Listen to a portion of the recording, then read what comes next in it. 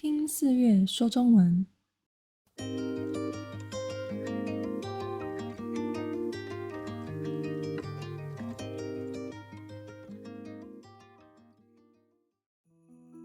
嗨，大家，这周过得好吗？有注意保暖吗？虽然还有几天才到圣诞节，但是台湾早就已经开始充满圣诞节的氛围了。对于许多国家来说，圣诞节是每年重要的节日之一，因为宗教的关系，都会有特别的安排，甚至当天会放假。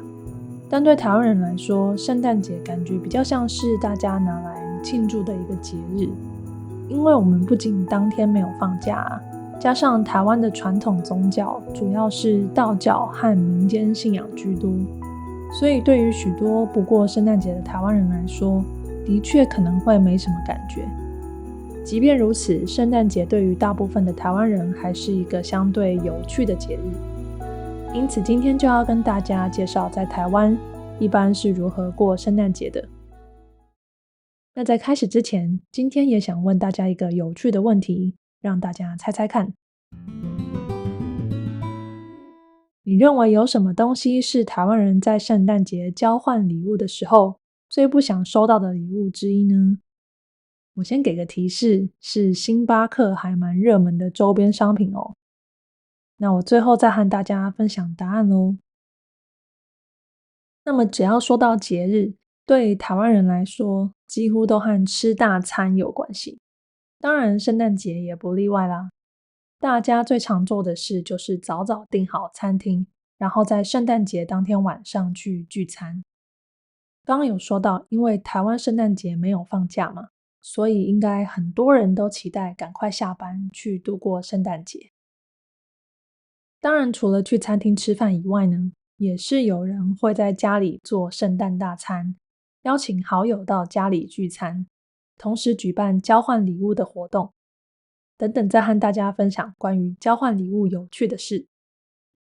另外，也有许多商家会在圣诞节的时候办一些促销活动，所以也有些人会在圣诞节去购物，或是体验这些店家办的活动。而且在市区啊，每到圣诞节前一个月，就会充满圣诞节的氛围。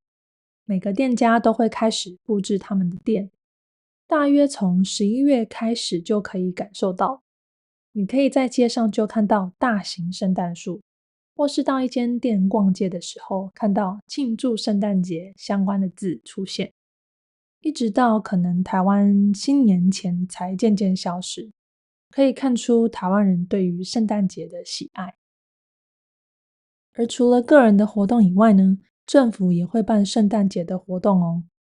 尤其是像市集这样的活动，是几乎每一年都有办的。像是会挤满人潮的新北耶诞城，从11月中就开始，一直到隔年的1月1号这一天才结束，等于是要陪着大家一起度过这一年的最后，和大家一起庆祝跨年。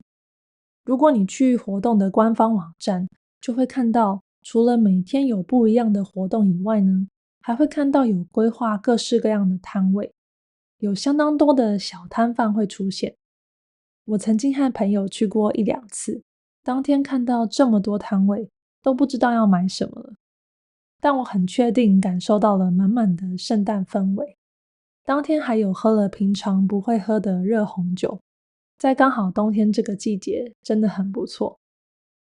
然而也因为太受欢迎的关系吧，对于许多坐捷运上下班的人，要和大家在捷运上整整挤2个月的时间，纷纷表示很痛苦，而且附近的交通也都会受影响。对于这些人来说，总是有些害怕这个活动的到来，所以也不是每个人都这么期待的。而以我的经验来说，在每次圣诞节，我最常碰到的就是交换礼物。无论是在公司还是和自己的朋友，都是蛮常见的一个活动。那交换礼物的流程也很简单，通常如果是公司，都会规定大家的预算，也就是必须要在一定的金额内买一个礼物，不会限制到很严格啦，但是不能超出这个金额太多，以避免有些人出手很大方，但是可能拿到很便宜的礼物，就会有不必要的尴尬。那买好礼物之后呢，当天大家就用抽号码牌的方式拿到礼物，并且会在当下公布你抽到谁买的礼物，最后再由这个买的人抽号码牌，完成交换礼物的流程。不过可能因为这样的交换礼物方式太无聊了，后来经常碰到是要用猜谜的方式交换，例如透过抽号码牌的方式，指定需要送某个同事礼物，所以需要去思考那位同事的喜好，还有碰过要求每个人用3个不同的形容词写下自己想要的礼物，再让抽到的人去猜，最后看有没有买对。我就曾经写了太困难的内容，然后买给我礼物的人他无法猜到，所以就送错了。当下其实我没有失望，只觉得很有趣。虽然交换礼物真的蛮好玩的，但也是每年到这个时候就会开始烦恼，不知道要买什么比较好。因此我还蛮喜欢刚提到的猜谜方法，至少让大家有一点头绪，买错了还可以制造一些笑声，是很不错的提议。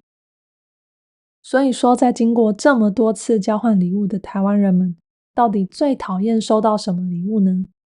你有猜到吗？答案就是马克杯或是保温杯。可能因为太多人爱送这2样东西了，所以后来这2样东西都被大家认为是很无聊的礼物，也不至于到讨厌啦。我觉得之所以这2样会被大家认为是无聊的礼物呢，一部分原因我推测可能和星巴克有关系。因为星巴克出的这2样商品太热门了，大家平常去星巴克都会看到，所以很轻松的就会联想到这2样东西。加上因为圣诞节在冬天嘛，大家就觉得很实用，所以就变成热门的礼物了。是不是蛮有趣的呢？不过我自己是蛮喜欢有造型的马克杯，所以我不是很介意收到。就看每个人怎么想咯。那不晓得你们的圣诞节是怎么过的呢？有和台湾人一样交换礼物的这样的习俗吗？或是像日本人一样都要吃个肯德基这样有趣的习俗吗？欢迎留言让我知道。虽然时间还没有到，先预祝大家圣诞快乐咯。